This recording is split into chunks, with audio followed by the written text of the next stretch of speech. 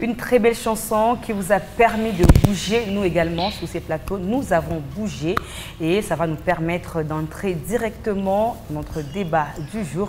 Je vois déjà Lina Kachun a pris une très bonne position. Elle est en train de retrousser et Déborah Motonkole, elle est déjà prête depuis sa naissance. Voilà, la transition et puis on se retrouve pour le débat.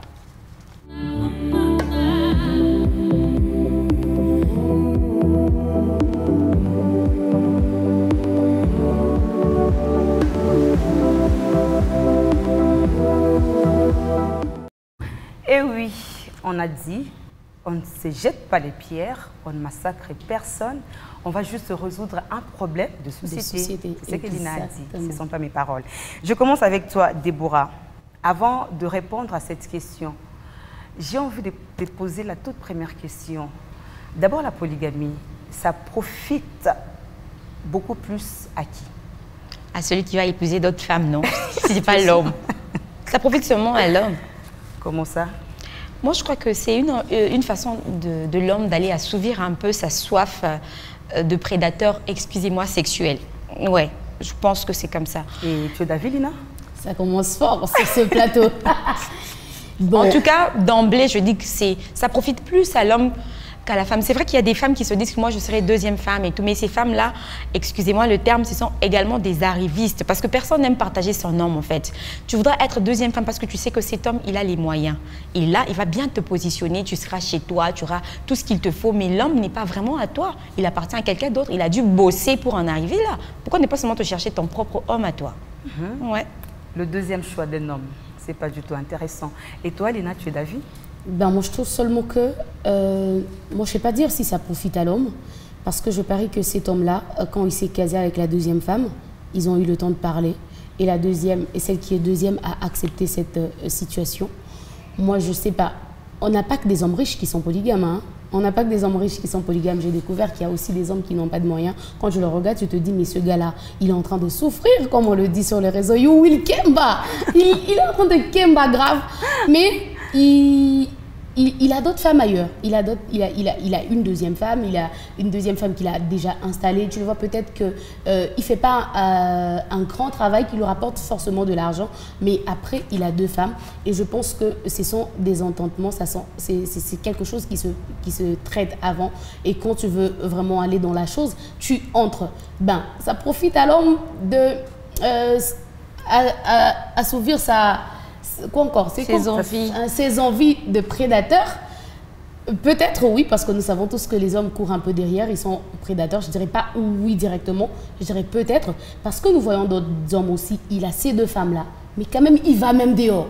Il va chercher même une troisième, tu vois. Oui, comme on le dit, cette envie de prédateur et tout, ben, je nagerais, pas Déborah, moi, je nagerais dans le à peu près, parce que moi, je me dis, une relation, c'est un choix, c'est des entendements, ça dépend de ce que vous vous dites, de comment toi tu perçois la vie, et l'infidélité aussi a des facteurs, ok? Parce que toute infidélité que les hommes ont, c'est pas forcément pour aller assoupir, je sais pas moi, leur désir. C'est vrai que le sexe est au centre, c'est vrai que quand on se rencontre au tout début, c'est le physique qui nous attire, on ne peut pas se voiler la face et se cacher les choses, dire que oh non, moi c'était ton comportement, moi c'était tes yeux, moi c'était, je sais pas moi, ton bon cœur, le fait de donner. Non, ben, dans la plupart des cas, c'est d'abord le physique qui nous attire. Dans le mindset des hommes, c'est le physique qui les attire en premier. Nous, on a le temps de regarder les autres choses, mais les hommes, eux, non.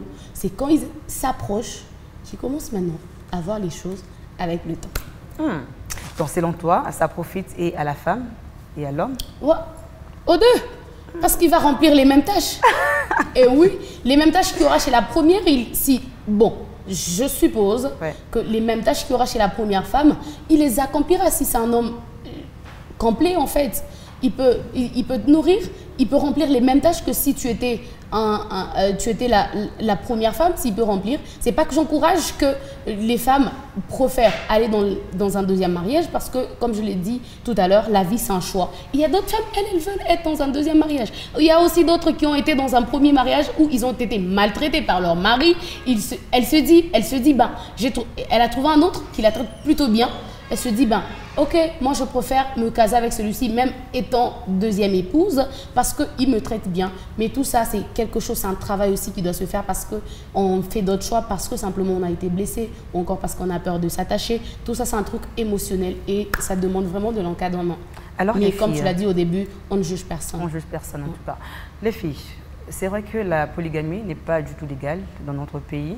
Est-ce que vous pensez, Deborah, si aujourd'hui l'État congolais décidait de résoudre ou bien de légaliser la polygamie, est-ce que ça peut résoudre le problème d'infidélité des hommes? Non, d'emblée déjà, je suis pas... Je ne dirais pas que je suis devant des armes braquées devant moi. Non.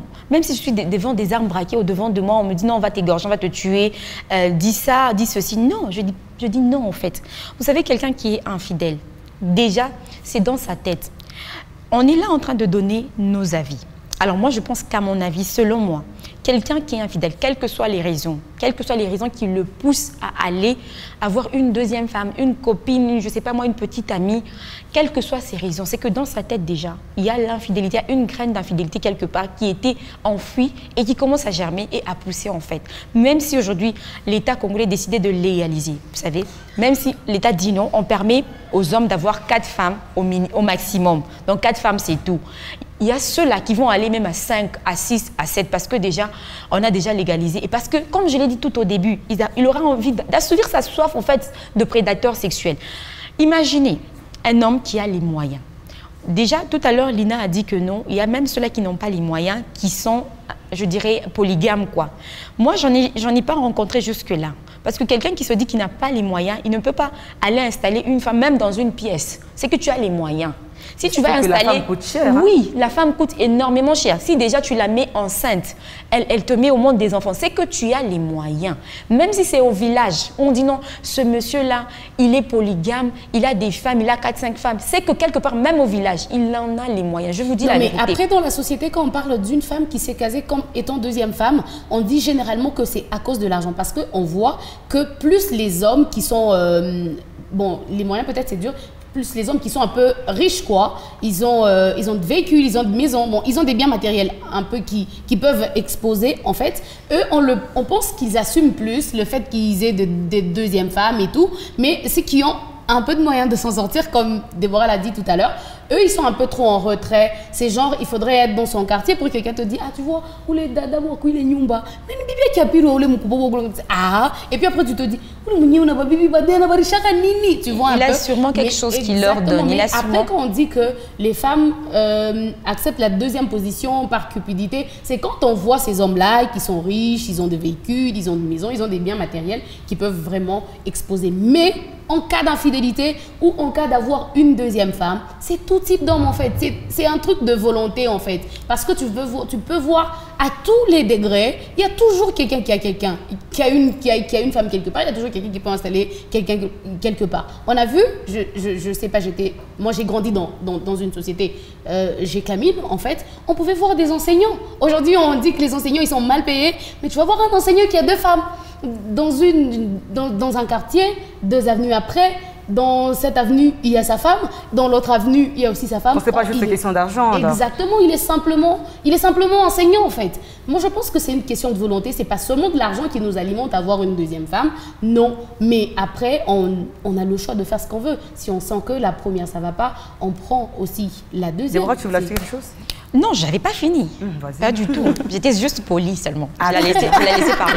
Voilà. Oh, en fait, mes habitudes de la saison 5. Ah oui, elle a plus la langue là, on la comprend. Alors en fait, comme j'étais en train de le dire, c'est une graine qui est enfouie en nous. Même si aujourd'hui la République décidait de légaliser la polygamie, en fait, on ne va pas résoudre l'histoire de l'infidélité. Non, pas du tout. L'infidélité, c'est une décision. Moi, je me suis toujours dit que là que toi, tu te dis non, ma femme, elle est impolie, ma femme, elle ne lave pas mes chaussures, ma femme, elle fait ça, ça me permet d'aller voir ailleurs. Il y a sûrement quelqu'un dans son coin. Peut-être sa femme fait même pire. Mais cet homme-là s'est décidé de ne pas rester. Vous savez, il y a des gens qui se disent, moi, je veux me battre pour mon mariage. Et ceux-là qui se disent, je ne veux pas me battre pour ce mariage parce que ce mariage est déjà terminé il y a longtemps. Je vais partir et on va voir ce qu'on va faire. Alors, pour cet homme-là, par exemple, qui sa femme, malheureusement, ne lave pas ses chaussures, la femme le maltraite, la femme est impolie et tout, il ne part pas. Alors, moi, je veux poser la question de savoir, cet homme-là, il est fait en quelle matière, en fait? Il est fait en quelle matière par rapport à l'homme qui se décide de partir? Comme je l'ai dit, c'est une question, voilà, c'est une question de décision, en fait, c'est quelque chose qui est enfui en nous. Or, on peut refouler ça, on peut se dire non. Quel que soit ce qui m'arrive, c'est vrai qu'on a le plan sexuel dans les mariages, dans les couples qui posent un peu problème. Moi, je préfère encore quelqu'un qui divorce de sa femme ou de son mari parce que le mari ne le satisfait pas au lit, excusez-moi, qu'une personne qui se dit non, mon mari ne me satisfait pas au lit et je vais aller chercher un petit garçon qui va commencer à me satisfaire. Non, moi, je préfère une fille ou un homme qui se dit non, je vais quitter ce mariage parce que mon mari ne me satisfait pas ou ma femme ne me satisfait pas pour aller contracter un autre mariage. Parce que le mariage, c'est quand même quelque chose de sacré aujourd'hui. Bon, pas seulement aujourd'hui, ça n'a pas commencé aujourd'hui, c'est quand même quelque chose de sacré. Si tu te décides d'entrer dans le mariage, alors il faut savoir que dans le mariage, il y a des devoirs, il y a des droits, il y a toutes ces choses qui suivent en fait le mariage. Voilà. Alors, si tu te dis que non, je suis entrée dans ce mariage et puis du coup, je me suis rendu compte que non, en fait, c'est pas ce que je croyais. Mais divorce quand même. Pourquoi les gens... Moi, je me pose la question de savoir pourquoi les gens ont peur de divorcer, mais ils vont aller chercher d'autres femmes. C'est-à-dire, ils voudraient qu'on le prenne pour quelqu'un de bien, quelqu'un de sain et tout. À l'église, on le voit là. Il n'a pas divorcé de sa femme, mais il va aller contracter d'autres femmes plutôt ailleurs, chercher d'autres femmes ou d'autres hommes ailleurs. Mieux vaut pour toi que tu divorces. Je ne sais pas pourquoi ici chez nous, en RDC, le mot divorce, les gens n'aiment pas ça. Les gens n'aiment pas le dire parce que peut-être c'est pour ton bien à toi. Divorce, d'abord, tu vas aller voir une autre femme. Tu peux même les essayer 50 en fait si tu veux. La sacralité du mariage. Mais la sacralité du mariage n'est pas respectée dès lors que tu vas souiller le lit conjugal. Tu vas aller chercher une autre femme. Je ne pense pas, peut-être dans les religions, je sais que chez les musulmans, une femme peut accepter que son mari amène une deuxième femme avec son accord. Je peux terminer avec son accord, ok? Mais dans les autres religions, personne ne pourra accepter de partager son mari. Non, pas du tout en fait. Personne. Merci Déborah. Lila Kachum, je te pose la même question. Bon, avant que tu ne répondes, je me rappelle d'une petite blague que j'ai vue sur Facebook. Il y a un monsieur qui a dit, mais pourquoi les hommes infidèles jurent fidélité lors du mariage? Je te promets d'être fidèle jusqu'à ce que la mort nous sépare. Mais arrivé au mariage, ils sont là, les yeux partout.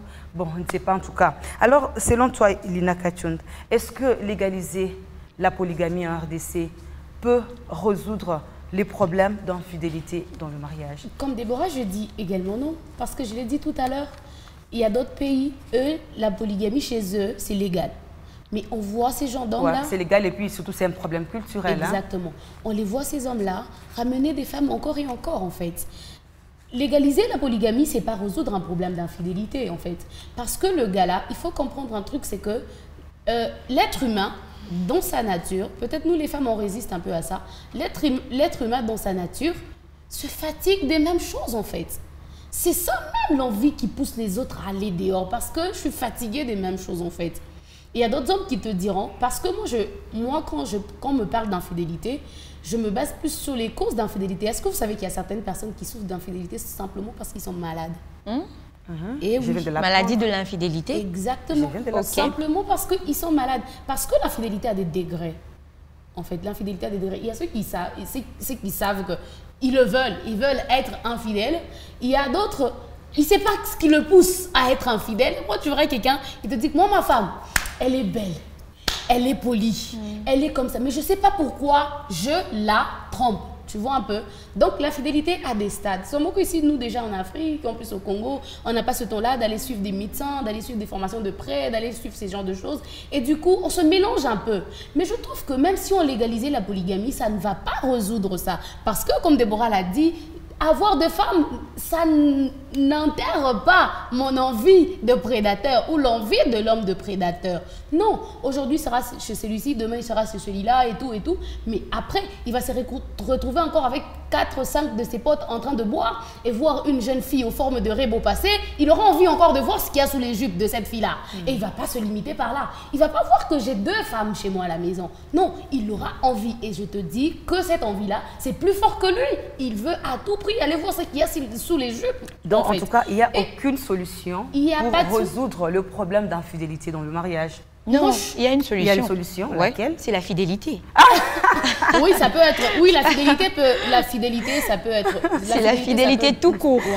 Mais après, il faut aussi avoir sa ferme résolution. Il faut savoir ce que tu veux dans la vie, savoir ce que tu es, savoir ce que tu veux avoir aussi. Moi, je dis toujours aux hommes, ça ne vous fait pas bizarre de vous trimballer nu devant les yeux des femmes. Non, mais je ne comprends pas pourquoi on s'acharne sur les hommes. Il y a également des femmes infidèles. Il y a des femmes infidèles. Parce qu'on parle de la polygamie, on ne parle pas de l'infidélité en général. Et puis, je bien dis, c'est l'infidélité qui concerne les hommes, bien sûr, mais ça ne peut pas empêcher que vous puissiez... Même dans le cas, il y a aussi d'autres femmes qui poussent leur mari à être infidèles. Ça aussi, il faudrait qu'on se le dise, qu'on ne se voile pas la face. Il y a aussi d'autres femmes aussi qui poussent leurs hommes à être infidèles. Et après, par rapport à leur comportement, et tu vois, un homme qui était bien... Mais est-ce que le comportement d'une femme, c'est vraiment une raison suffisante pour que l'homme soit infidèle? Non, chacun sa façon. Non, moi je dirais pas du tout. Chacun sa façon de gérer ses nerfs. Moi je dis pas du tout. Pourquoi? C'est comme qui dirait dans ce monde, dans ce bas monde-là, quand on contracte un mariage, déjà la femme dans sa tête, elle sait que mon homme peut me tromper un jour et moi je vais rester, je veux le soutenir, je vais. Mais quand c'est la femme, toute cette fois-ci, qui trompe le mari, c'est direct. Le mari veut divorcer, il veut plus d'elle. Voilà. C'est parce que la femme est sacrée. Hein? Non, on nous a inculqué ça depuis... C'est vrai, mais c'est vrai que la femme est peut-être sacrée, mais des fois, nous les femmes, on est naïves. Au nom du mariage, les femmes font tout. Il n'y a personne, en fait... Non, c'est seulement en Afrique où les femmes font tout. Oui, c'est ça. On est un peu naïf, comme j'étais en train de le dire, au nom du mariage, les femmes font tout. Ton mari, il a été infidèle, au fait. Si ce n'est pas le pardon, alors c'est quoi? C'est le divorce, parce que même dans la Bible, on reconnaît qu'on doit divorcer seulement en cas d'adultère. Tu restes là-bas dans ce mariage-là en train de pleurer tous les jours. Et en plus de ça, il n'arrête pas de te tromper. Tu restes là-bas, toi-même tu as voulu rester là-bas. Non, personne ne t'a forcé de rester là-bas en fait, ma chère. Même dans la Bible, c'est vrai que la Bible dit en cas d'adultère, on peut partir, mais la Bible elle-même, elle nous dit, ben, si tu peux pardonner, reste là, mais si tu peux pas, pars. Donc, mais non, à la personne à qui on a pardonné. C'est vrai que la Bible nous demande de pardonner 7 fois, 77 fois. En fait, c'est quand même beaucoup. Mais non, imaginez que c'est ton homme. Aujourd'hui, il saute avec celui-là. Demain, il saute avec plutôt celle-ci. Demain, il saute avec... Non, mais toi aussi, tu vas te fatiguer quand même. Et tu vas tellement te fatiguer. Non. Tu trompes aussi. Mais pour les femmes, déjà dire ça, c'est vraiment compliqué. Les femmes ne trompent pas. En fait, pour les femmes, elles sont caractérisées par la douceur, la tendresse, la patience, la tempérance et toutes ces choses. Même si j'ai qualifié toutes ces petites choses de naïveté, c'est vrai, mais à un moment donné, trop, c'est trop. Quand ton homme te trompe, en tout cas, quand ton homme te trompe, il n'y a pas de solution, c'est peut-être prier pour que cet homme-là change un jour. Voilà, si tu ne veux pas divorcer de lui. Est-ce qu'il va changer un jour? Espérons qu'il va changer. En tout cas, merci beaucoup, chère dame. Ça a été pour moi un plaisir d'être avec vous sur ces plateaux, surtout toi, Déborah. J'aime beaucoup partager le plateau avec toi. Merci, Jackie. Toi, c'est toujours d'habitude. Immaculée nous manque vraiment. Moi, je suis toujours celle qui s'incruste. Ah oui. Ah, mais toi, tu seras là demain, tu seras là après-demain. On a fini. Tu seras là aussi la 6e saison. On a fini pour aujourd'hui, en tout cas. On se prend rendez-vous. Il y a demain, l'équipe de Déborah également. Et puis le mercredi, on va revenir avec le même et réel plaisir. D'ici là, portez-vous bien et au revoir.